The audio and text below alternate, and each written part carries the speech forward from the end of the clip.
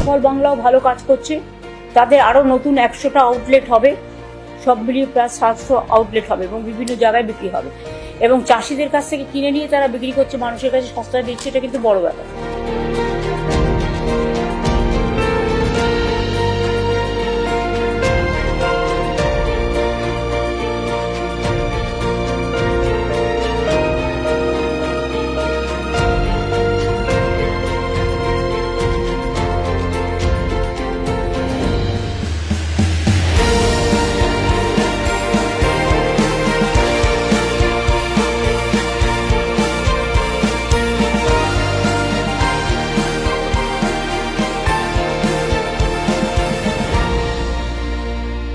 মৎস্য সুফল বাংলাটাও আজকে উদ্বোধন করে দিলাম, মাছও সুফল বাংলায় বিক্রি করবে, এটা তো ভালো, যারা ভাতে মাছে থাকে তাদের জন্য সুখবর।